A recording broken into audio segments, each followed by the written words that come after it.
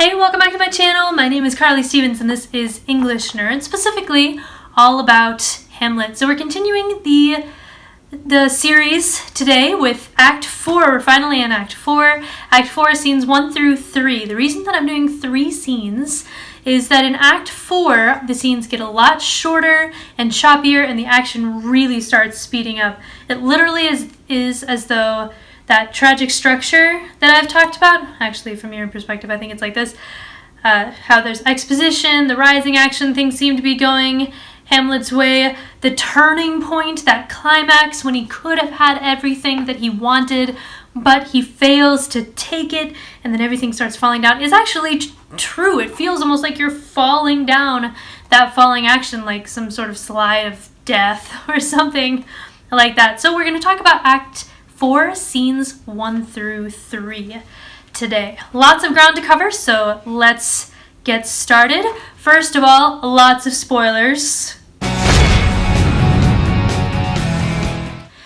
Most people have Act 4, Scene 1 as a continuation of the scene before, when Hamlet kills Polonius and threatens his mother in that whole conversation that we talked about. The ghost comes back, or maybe he comes back, depending on the way people stage it. He either does or he doesn't, and Hamlet's just crazy. But as soon as Hamlet drags the body of Polonius off stage in Act 3, Scene 4, Act 4 picks up with Gertrude, still distraught after the incident.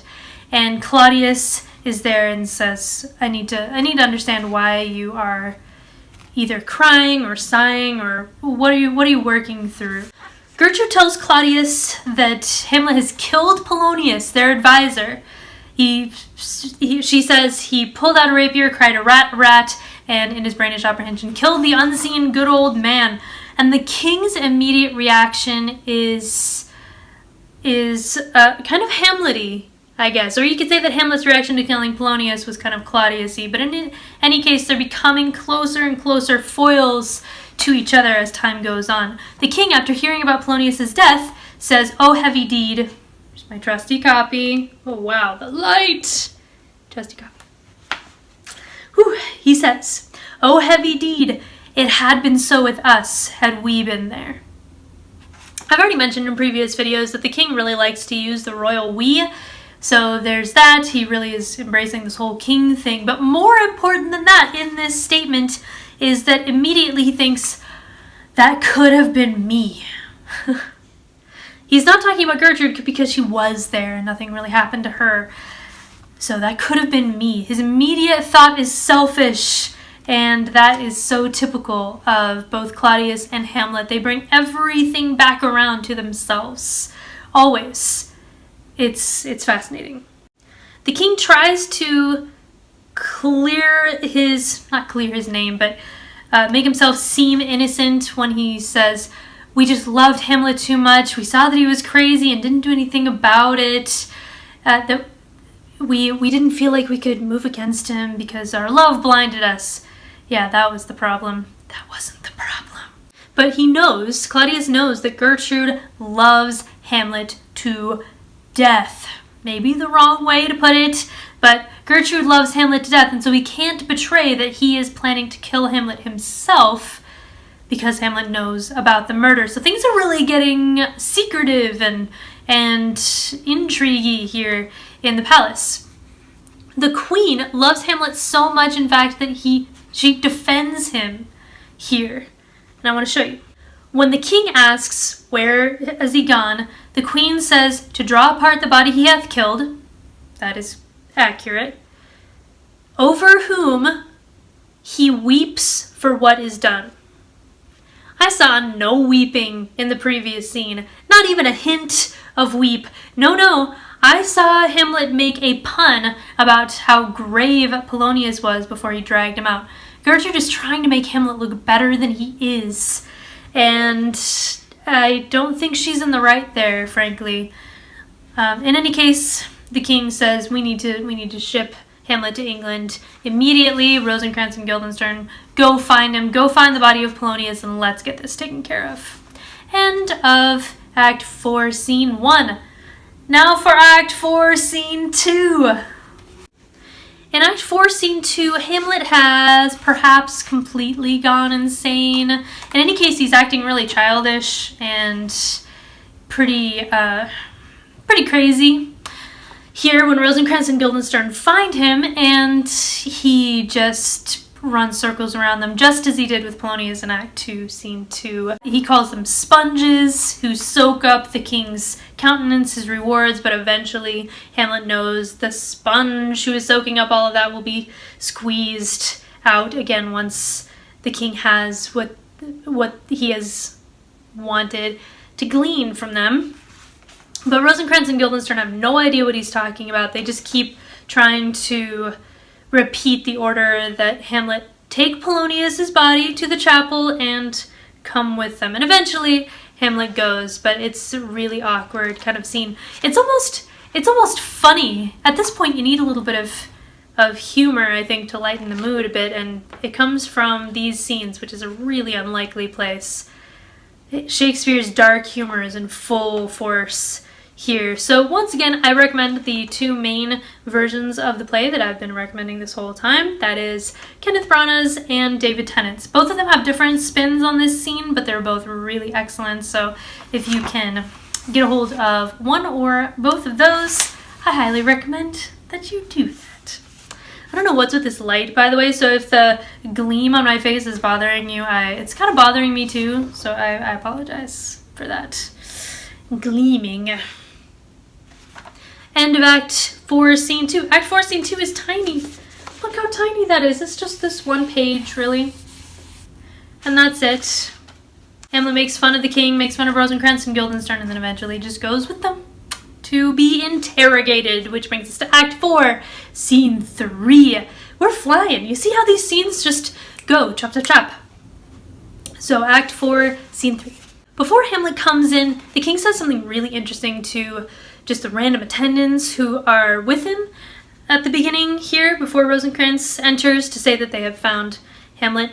He says, "How dangerous is it that this man goes loose," speaking of Hamlet, of course, "yet must we not put the strong law on him? He's loved of the distracted multitude who like not in their judgment but their eyes." That's pretty interesting. He doesn't feel like he can actually move against Hamlet in any significant way for two reasons. One, Gertrude loves him, and he doesn't want to jeopardize his relationship with Gertrude. And two, the one that he highlights here is that the people of Denmark like Hamlet more than they like him. And a lot of it has to do with Hamlet's good-lookingness.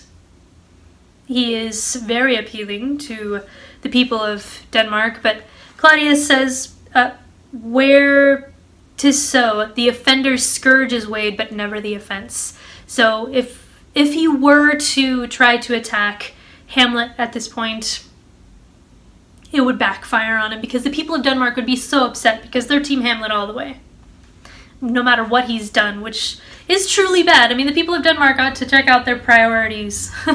What follows is an incredibly tense and witty and intense interrogation, I would say, between Claudius and Hamlet. Rosencrantz comes in as soon as the king makes that comment about how he can't kill Hamlet, for instance. It seems like this would be a really good opportunity to do that, but he says he can't. He has to send Hamlet to England instead, because that seems like the more diplomatic thing to do. So Rosencrantz comes in and says, "We have Hamlet guarded, ready for you," and they bring him in. In the David Tennant version, he's actually duct taped to a rolling chair, and they just roll him in. In other versions, he has, handcuffs or some kind of bind on him so he can't run away. In any case, he's brought before Claudius, and Claudius asks him, "Where is Polonius?" A very simple question. He's murdered someone. Where's the body? Let's take care of it. And during this whole scene, I would encourage you to remember that Claudius and Hamlet are the only two in the room who know the truth about their vendetta against each other, how they want to kill the other one before the other can kill him. So both of them know about the murder, and both of them know how murderous the other is toward them, and so they're trying to speak in a way that threatens the other one without letting everybody else in the room know what's going on, the bad blood that really exists between them. And it makes for some drama, as Shakespeare's, kind of known for. Now, Hamlet, where is Polonius? Claudius asks. At supper. Says Hamlet, not where he eats, but where he's eaten. Hamlet's obscure, really dark humor, I think a lot of people relate to it. Not all my humor is really dark, but I mean, you have to admit that's a little bit funny. Really bad, and not what you should say at the moment, but that's a little bit funny. He's at dinner.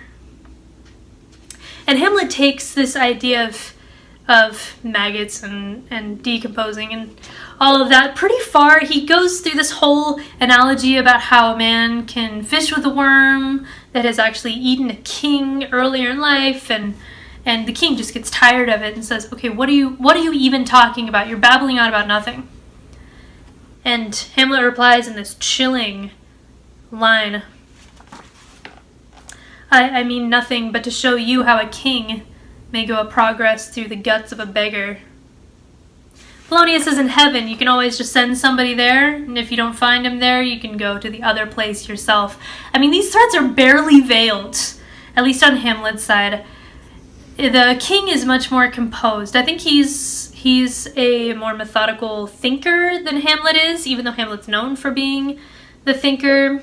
Claudius is much more political, and Hamlet is more emotional than Claudius. So they make these really good rivals here, just zinging each other back and forth. Mostly it's just Hamlet doing the zinging, but they zing each other.